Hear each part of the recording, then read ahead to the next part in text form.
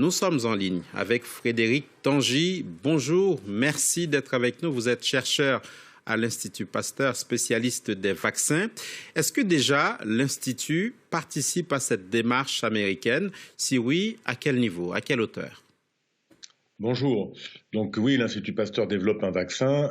Est-ce qu'il va participer, est-ce que nous allons participer à cet essai? On ne le sait pas encore. Pour l'instant, ce n'est qu'une annonce. C'est possible qu'on y participe, puisque plusieurs vaccins vont être testés en même temps. Pour l'instant, ce n'est qu'une annonce. Effectivement, c'est massif. C'est jamais vu, 100 000 volontaires dans un essai de phase 2, 3. Habituellement, c'est plutôt limité pour les plus gros essais à 30 000 volontaires. Mais vous savez, ils sont capables d'y arriver parce que les moyens sont énormes.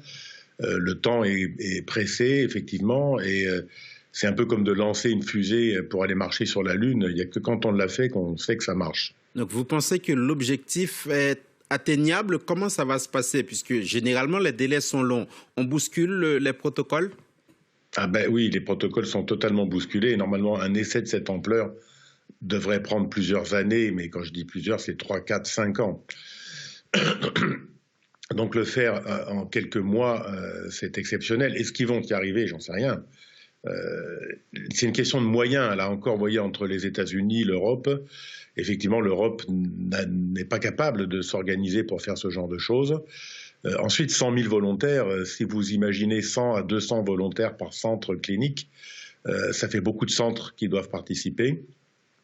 Beaucoup de personnel, beaucoup d'infirmières, beaucoup de volontaires qui vont accepter. Alors, il y a des questions de volontaires des services de santé, mais je ne sais pas s'il y a 100 000 personnels prêts à se faire vacciner dans les services de santé aux États-Unis.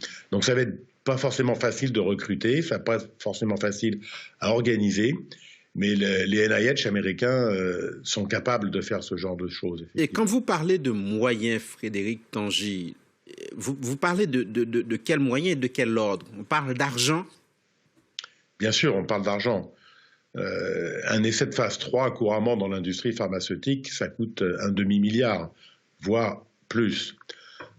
Donc là, si c'est un essai de phase 3 qui est 3, 4 fois plus gros que le sont les essais habituels, il va coûter bien plus.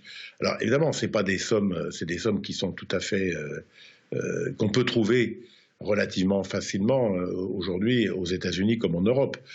Donc il y a une question de moyens financiers, c'est sûr, parce que les labos qui vont fournir les vaccins vont les mettre à disposition de l'essai naturellement. Donc on ne va pas compter le coût de la fabrication des vaccins. Les labos vont payer la fabrication des vaccins, la fabrication des doses qui est très coûteuse. Et d'après ce que j'ai compris, les NIH vont organiser qui est l'Institut de santé américaine, de recherche de santé américaine, vont prendre en charge les essais cliniques. Vous avez dit à nos confrères du Monde qu'un vaccin, c'est aussi difficile à concevoir qu'un Airbus A380. On aime bien l'image. Alors, qu'est-ce qui a été enregistré jusqu'ici comme progrès dans les recherches sur ce fameux vaccin? Qu'est-ce qui est verrouillé? Qu'est-ce qu'on a comme assurance, comme connaissance?